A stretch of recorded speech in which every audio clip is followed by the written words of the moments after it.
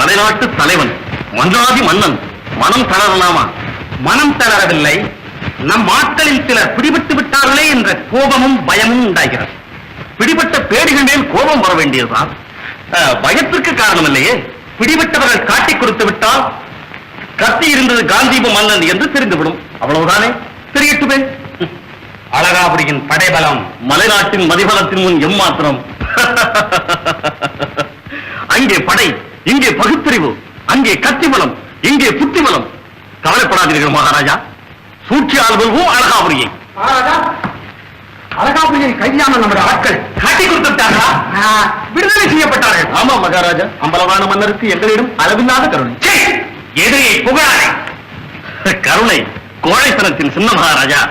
அம்பலவாணனை கருணை வள்ளல் என்று உலகம் புகழ்ந்தால் என்ன அர்த்தம்? அசல் கபாபி என்று அர்த்தம். நிறுத்துங்கள். மண்டலத்தாட்சி மாநிலத்தோர் புகழ்ச்சி அம்பலவாணன் பரம்பரைக்கு, சித்திரசன் என்ற இகழ்ச்சி எனக்கு. இது நான் சும்மா இருக்க மாட்டேன்.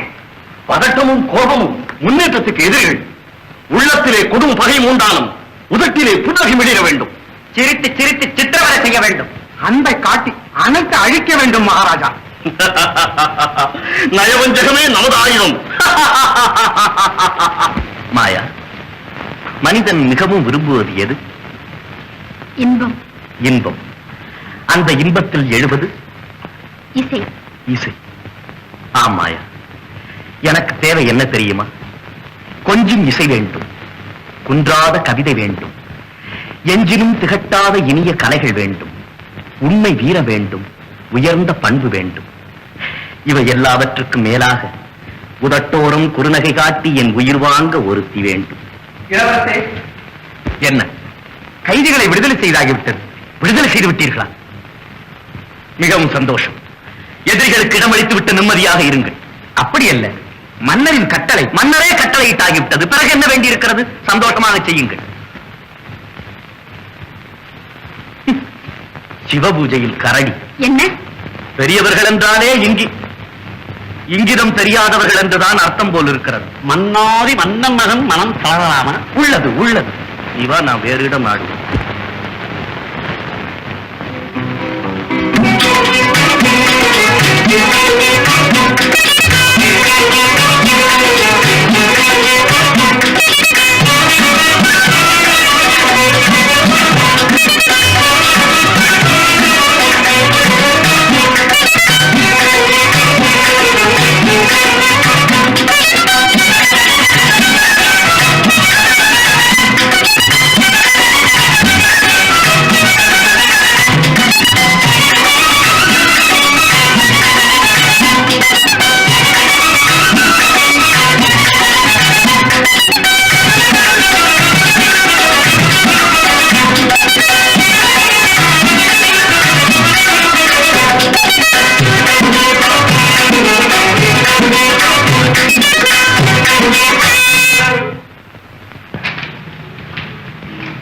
மகாராணி.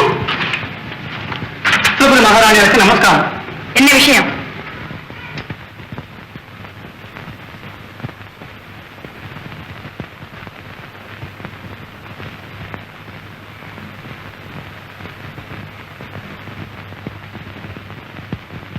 சரி, நீ போகலாம். என்ன மகாராணி? அழகாபுரியிலிருந்து அழைப்பு வந்திருக்கிறது. கல்யாண அழைப்பா? இல்லை, வீர போட்டி விழாவின் அழைப்பு. அழகாபுரியில் நடக்கப் போகும் வீர போட்டிக்கு தயார் செய்து கொள்கிறார்கள் நம் வீரர்கள். என்ன வீர போட்டி? மல் யுத்தம், வாழ் யுத்தம், வேல் யுத்தம் எதுவா இருந்தாலும் சளைக்க மாட்டார்கள். சொல் யுத்தத்தில் கூட நமது ஆட்கள் கைவிருந்தவர்கள் தான். இந்த போட்டியில் வெற்றி நமக்குத்தான் நிச்சயம். வீர போட்டியில் மட்டும் வெற்றி பெற்று விட்டால் போருமா? வாழ்க்கை போட்டியிலும் வெற்றி பெற வேண்டுமே. உண்மைதான். எவ்வளவு காலம் தான் அழகாவிற்கு அடங்கி நாம் கப்பம் கட்டிக் கொண்டிருப்பது? அதே எண்ணம் தான் இரவு பகல் என்னை வாட்டி வதைக்கிறது. என்ன செய்யலாம்? மகாராஜா, சிங்கத்தை சிறுமுயில் வந்த கட்டி தெரியாதா? வீரனுக்கு ஆயுதம் கத்தி, விவேகிக்கு ஆயுதம் புத்தி. தந்திரத்தால் மலையையும் பெயர்க்கலாம், கடலையும் கலக்கலாம். பார்க்கலாம்.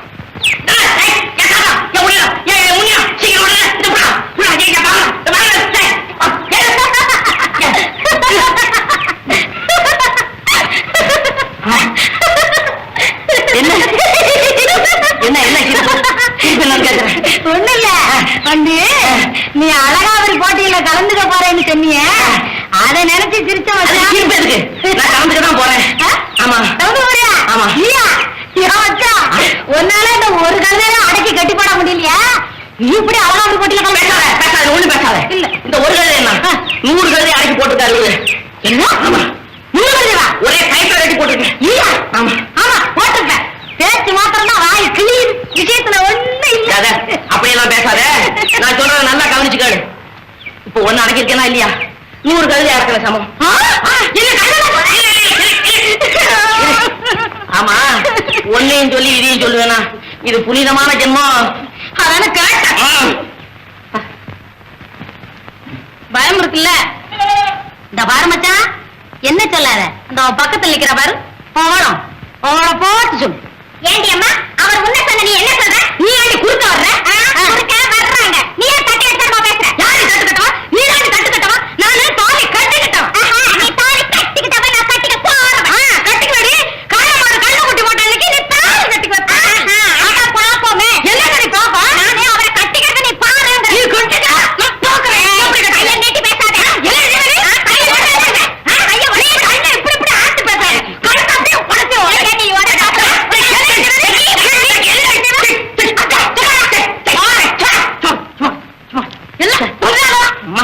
இதுங்க கத்துறதுல நிஜமா கத்துறதை எங்கேயே விட்டுட்டேனே. நீ போய் சமையல கவனி. நீ அவ சமைச்ச உடனே சாப்பிட்டு தூங்கு போ. நான் ஆக்கி வைக்கிறேன். நீ தூங்குங்க. சரி தேவையில்லை. நீ சோத்தாக்கு. நீ மொட்டை மொட்டை குழம்பு போய் 2 குழந்தை என் தலையில போட்டுங்க. சுட சுட போட்டுங்கடி போட்டுங்கடி.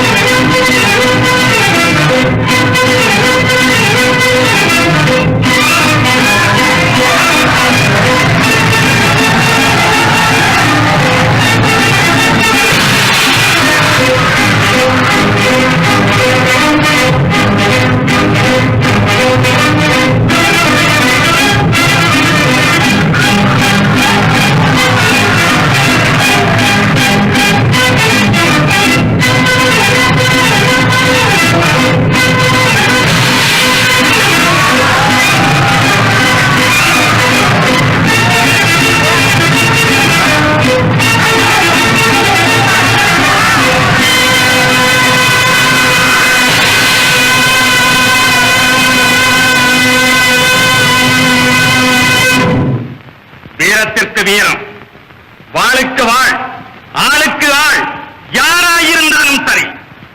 மலைநாட்டு மன்னன் காந்திவன் சவால் என் சவாலை ஏற்க இந்த சபையில் யாருக்கு தீரம் இருக்கிறது பார்க்கிறேன்.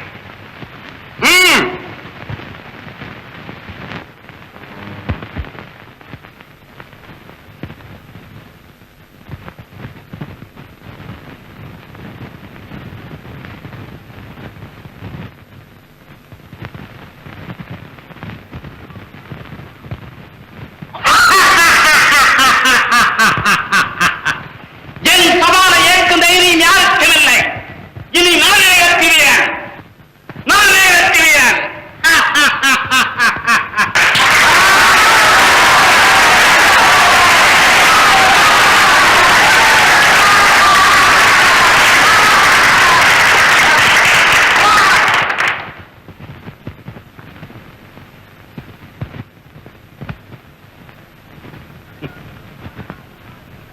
மலைநாட்டானுக்கு அழகாபுரியான் எந்த வகையிலும் இழைத்தவன் அல்ல.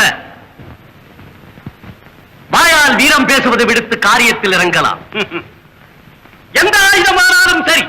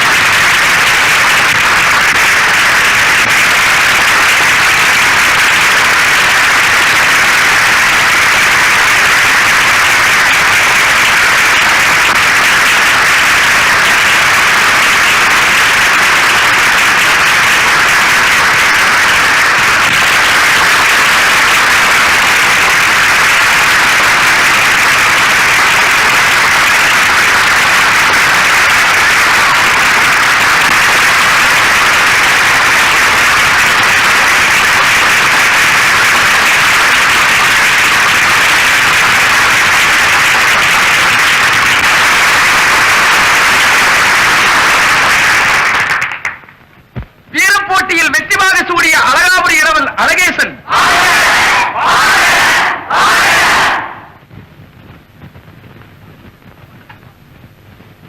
மாட்சிமிக்க மன்னர் பிரானே, மதிப்புக்குரிய மன்னர்களே, பேரன்புக்குரிய பிரஜை மக்களே, இன்று போட்டியில் கலந்து கொண்டு வீரங்காட்டிய வீர சிங்கங்களை உங்கள் எல்லோர் சார்பிலும் பாராட்டுகிறேன். இன்றைய நிகழ்ச்சிகளில் எல்லோரிலும் வல்லவராய் திகழ்ந்த இளவரசர் அழகேசனை வெற்றி வீரன் என்று உங்கள் எல்லோர் சார்பிலும் பிரகடனம் செய்கிறேன். வெற்றி வீரனுக்கு உரித்தான இந்த வீரவாளை அவருக்கு பரிசாக அளிக்குமாறு உங்கள் எல்லோர் சார்பிலும் மன்னர் பிரானை கேட்டுக் கொள்கிறேன்.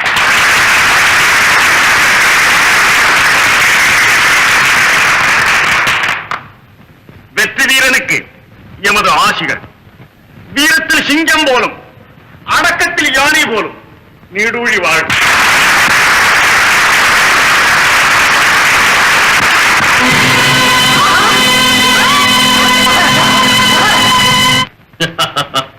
அப்படி ஒன்றும் நம்பிக்கை இழந்து விடாதீர்கள் மகாராஜா. நினைத்ததொன்று நடந்த ஒன்றாகிவிட்டதே. இரண்டாவது முறையும் தப்பிவிட்டானே அழகேசன். எங்கே தப்பி விட்டான்? அடிமரமான அம்பலவானம் சாய்ந்து விட்டால் மற்ற கிளைகள் எல்லாம் தானாகவே காய வேண்டியதுதானே.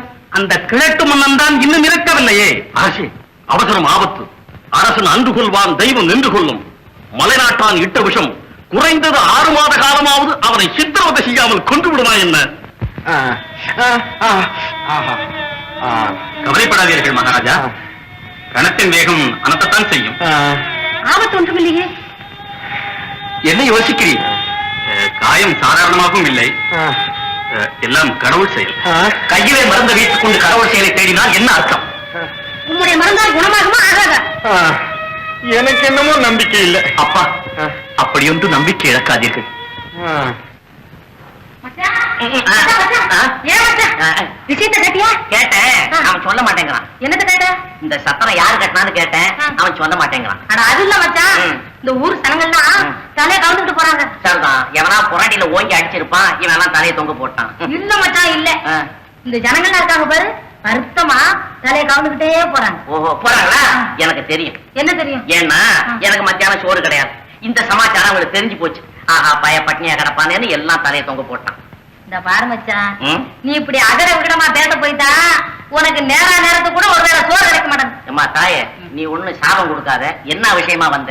என்ன விஷயமா? இந்த ஊர் மகாராசா இல்ல மகாராசா, ஆமா, அவருக்கு ரொம்ப உடம்பு சரியில்லை. ஆமா, இந்த ஊர் மகாராசாவுக்கே உடம்பு சரியில்லையாமே. போய் இந்த ஊர்ல நாடகம் ஆட வந்தியே, உன் நாடகத்தை யார் பாப்பாங்க? ஏன் இப்படி செய்தா? என்ன எப்படி? ஜனங்களும் சோகமா இருக்காங்க, நம்மளும் சோறு இல்லாம இருக்கிறோம். ஒரு சோக நாடகத்தையே போட்டா ஜனங்க சிரிக்கிறவன் ஆடுவோமே. ஜனங்க சிரிப்பாங்கன்னு எனக்கு கொஞ்சம் கூட நம்பிக்கை இல்லை. இந்த பார், நீ நம்பிக்கை இழக்காது. நமக்குன்னு ஒரு கூட்டம் இருக்குது, அது சிரிக்கத்தான் செய்யும், கையை தட்டத்தான் செய்யும். நம்ம உள்ளூர் ஆட போறது இல்லையே, ஊருக்கு அப்பால போய் கணத்து மேட்ல தான் ஆடுவோம். பாத்தியா, நாடகம்னு ஒருத்தன் சிரிக்கிறான் பாரு. சிரிப்பு அடக்க முடியல. மச்சான், அவரு சிரிக்கல, வேதனைப்படுறாரு. வேதனை போய் பாரு. ஆச்சரியம், வேதனை, சக்கரத்துல வேதனையா? யாரார முதலாளி இல்லாத சமயத்துல? நான் என்ன அப்படி சிரிக்க முடியாது சொன்னேன்? ஏன் தலகாணிக்கு என்ன? என்னது? என்ன உடம்புக்கு? வயிற்று வலியா? ஏய், உனக்கு வயிற்று வலி மட்டுமல்ல, உடல் வலியும் கூட வரப்போகுது பாரு. பால் வாட்டையும் போடுறான். ஐயோ பாவம், வயிற்று வலி தாங்காம பேச்ச இழுக்குது போல இருக்கு. இழுக்குதா? இழுக்கும். ஏய், கொம்பு இல்லாத மாடு தெரியுமில்ல, அந்த மாட்டை வேகமா வயிற்றுல முட்டை விடு, மீது போகும். ஐயா வைத்தியர், தலையை கிருன்னு சுத்துது, இதுக்கு ஏதாவது வைத்தியம் இருக்கா? கிருன்னு சுத்துதா? உடம்ப கட்டியமா புடிச்சுக்க, சரியா போகும். தலைய வலிக்குதையா? தலைய வலிக்குதா? அப்படி சொல்லு. தலைவலி கண்ட பேருக்கு தயவுடன் மருந்தை கேளு. மலையடி பாறாங்கல்லை நீ போடுற சும்மா. மலையடி பாறாங்கல்லை வண்டி மேல் ஏற்றி வந்து தலைகளை கீழே வைத்து தாங்கிய ஓங்கி போட்டா தலைவலி சுத்தமாகவும் சவிக்கமும் காணுவாய் என்று அகஸ்தியர் சொல்லிட்டு அப்போ குளமாயிட்டார். சத்திரத்தில் தங்கியிருக்கும் வைத்தியர் நீர்தானோ?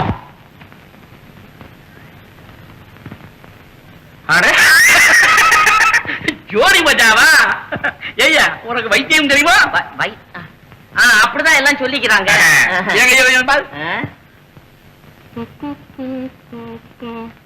ஒண்ணும் இல்ல, இங்கேயும் ஒண்ணும் இல்ல.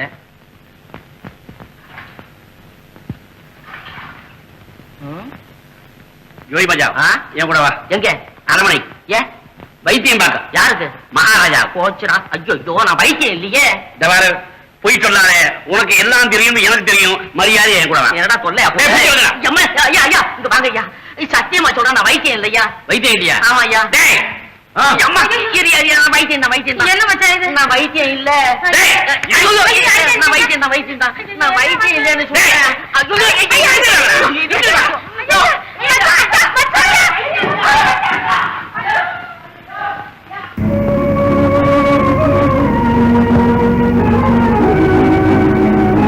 வருகிறேன் என்று சொல்லிவிட்டு உட்கார்ந்து விட்டீர்களே.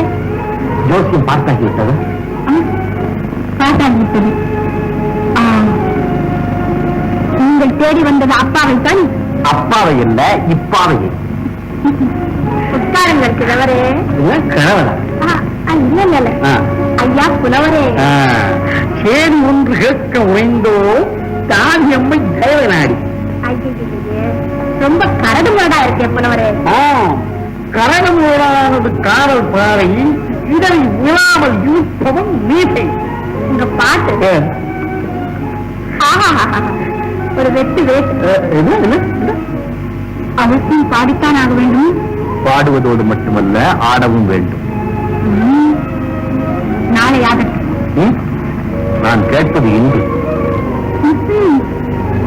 உங்கள் அதிகார வர்க்கத்தின் கட்டளைக்கு அப்பாற்பட்டது கலை. இளவரசே, வேண்டுமானால் நாளை வாருங்கள். ஆடுகிறேன், பாடுகிறேன். உன் கணவன் ஸ்தானத்திலிருந்து கட்டளையிட்டால்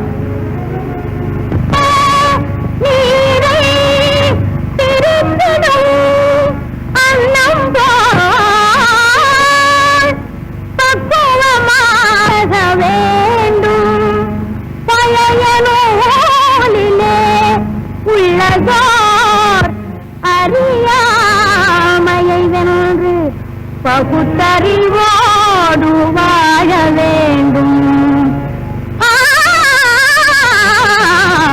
கல்லென்றாலும் கணவனா, புல்லென்றாலும் புருஷனா, கல்லும் புல்லும் மனசுக்கேற்ற மனுஷனா.